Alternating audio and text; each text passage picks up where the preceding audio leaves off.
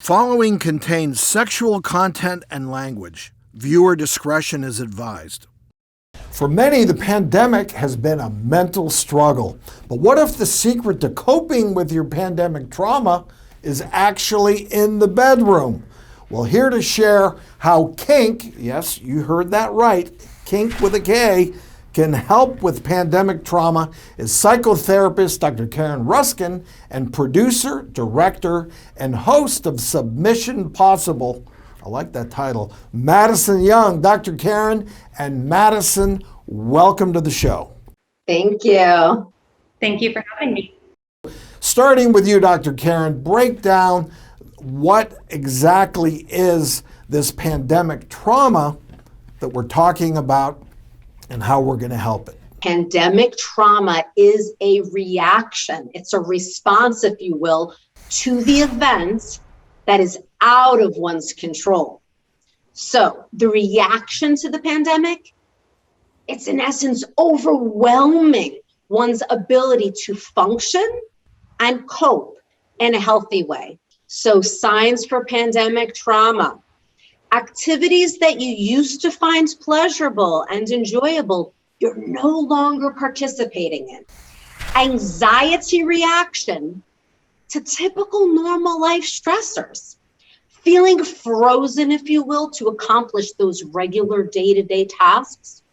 Disconnecting from and isolating from social situations, which includes touch from loved ones and fear of getting sick. This is what I'm seeing clinically, unfortunately, with too many people. And it can be one or any of the five. You don't have to have all five to recognize that you're experiencing a sign of pandemic trauma. Now, for the other part of this equation, kink. Now, I think I know a little bit about kink, but I'm always willing to learn a little bit more. So, Madison, I want to hear it from you. How do you define kink? So kink can mean many things to many different people. It's a very vast umbrella term. Some people use the terminology kink to refer to BDSM as another word for BDSM or the BDSM community, or folks use the word kink to talk about their identity or a specific type of fetish or role play activity they really like to engage in within the vast world of BDSM. But kink, when you really dive into it, is about connection. It's about connecting our hearts, connecting our minds, and these kind of offbeat, out of the norm, out of the box kind of ways. But it is all based on creating a container of safe space based on mutual pleasures of the people involved. So Madison, how can kink, which you so eloquently defined, it's not just, kink in the way you may perceive it, but it's looking for an emotional release. Is that right? Yes, exactly. So, for example, one place that we sometimes find a place of surrender is if we go to a massage therapist, right?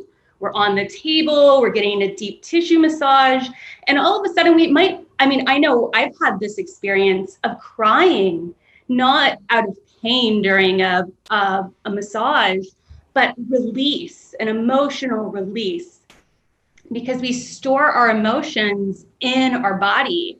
And emotions, they want to have motion, right? They want to flow through us, but sometimes they can get stuck. So in a similar way to how a deep tissue massage might release some of that, also a flogging or a spanking with a loved one or someone you trust in this safe container can also be a place where those emotions can flow and find release. A little spanking can go a long way, but as you said, it's about communicating first and making sure that everybody is mutually consenting.